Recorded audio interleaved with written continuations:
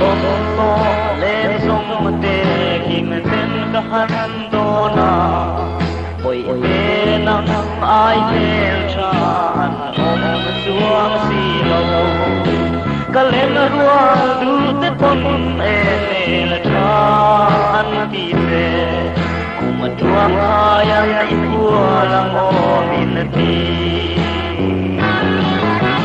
ôi thiên lai min nên Kalumalaay di man duber di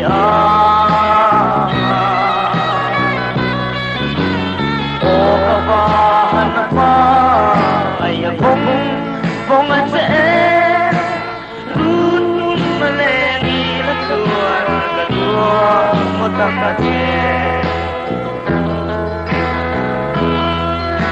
Kumeni lumatun matutuber Bangin nghe bôi tê min thol mi căng tê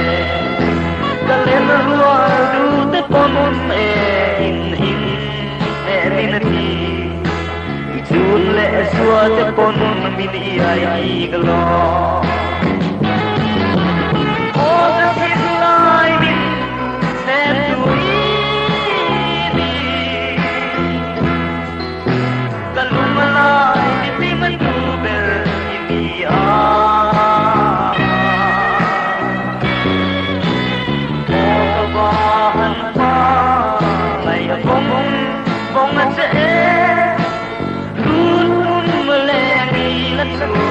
Kedua kota Aceh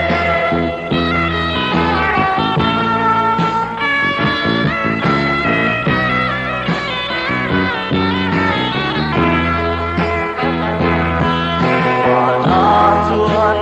boy de kalau Aceh Anak Tuhan kaki Aceh katereng toang Aceh Kalen rua du te pon e mai ro min ti katsun le sua te po an lim ke yang o ka tin lai din nen turi ni yo kalum lai ti man du ber ni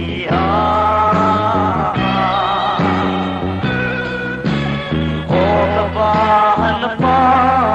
ay bong at sa Rutun maleni latuan kaduan mo takate Rutun maleni latuan kaduan dia bakase